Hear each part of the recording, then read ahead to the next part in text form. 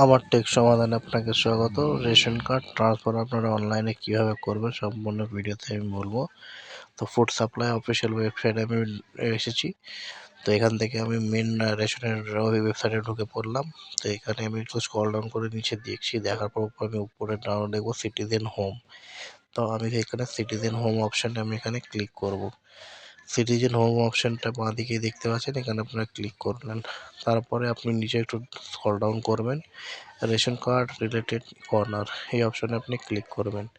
তারপরে এখানে ডান দিকে দেখুন সার্ভিস রিকোয়ারিং অফিস অ্যাপ্রুভাল এই অপশানে ক্লিক করলেন।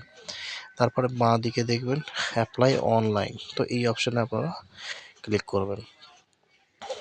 ক্লিক করার পরে আপনাকে এখানে আধার কার্ড, যার রেশন কার্ড আপনি ট্রান্সফার করবেন তার অথবা তার পরিবারের আধার কার্ডের একটা নাম্বার এখানে বসাবেন আর চেকবক্সে ক্লিক করবেন। অবশ্যই কিন্তু আধার কার্ডের সাথে ফোন নাম্বার অবশ্যই লিঙ্ক থাকা দরকার।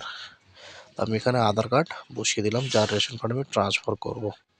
তো করার পরে আমি এখানে নিচে চেকবক্স অপশানে ক্লিক করব আর রেশনের সাথে যুক্ত যে ফোন নাম্বার, সেই ফোন নাম্বারে আমার একটা ওটিপি যাবে, আমি এখানে সেন্ড ওটিপিতে ক্লিক করব। তো আমার এখানে 6 ডিজিট ওটিপি আমার মোবাইলে চলে এলো। আমি এখানে 6 ডিজিট ওটিপিটা আমি এখানে পুট করে দিলাম দেখে।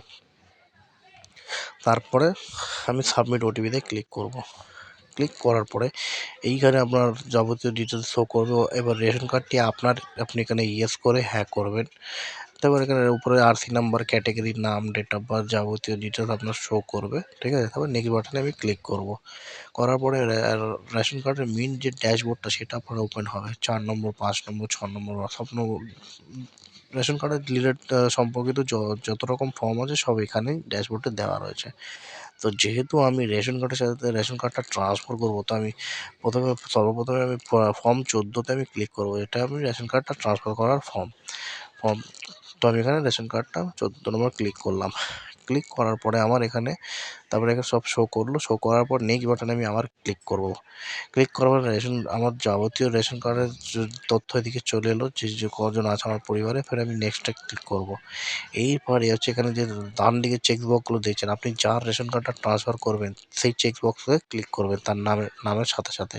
আমি এখানে একজনের করে এখানে একটা চেকবক্স আমি ক্লিক করলাম। ক্লিক করার পরে তারপরে আমি নিচে আসবো।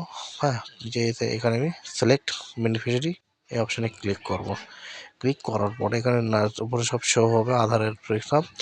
তারপরে আমি এখানে কী সূত্রে এখানে রেশন কার্ডটা আমি ট্রান্সফার করছি, ম্যারেজের জন্য, ডিভোর্সের জন্য, কিংবা আমার ভুলবশত আমার অন্য পরিবারে চলে যাওয়ার কারণে, যেটা আপনার হবে সেটা আপনি চুজ করে নেবেন, ঠিক আছে। তো করার পরে তারপরে আপনি নেক্সট বাটনে ক্লিক করলেন।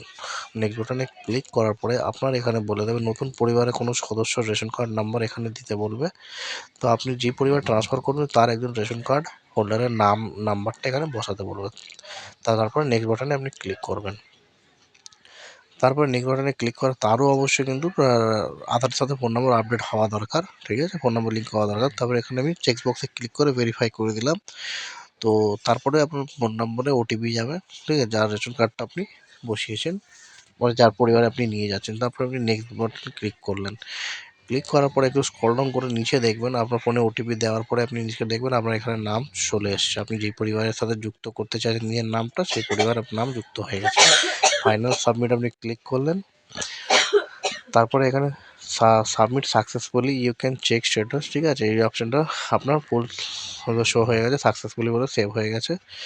তারপরে আপনারা এখানে কীভাবে এটা চেক করবেন, আপনি 14 নম্বর ফর্ম আর ফোন নম্বর দিয়ে এটা স্ট্যাটাসটা চেক করতে পারবেন কী কন্ডিশানে রয়েছে।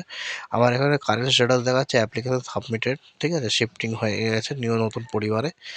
তো এইভাবে আপনারা অনলাইনের মাধ্যমে রেশন কার্ডটা ট্রান্সফার করতে পারবেন, ঠিক আছে। আর অবশ্যই কিন্তু আধার কার্ডের সাথে ফোন নম্বর অবশ্যই লিঙ্ক হওয়া দরকার। ধন্যবাদ।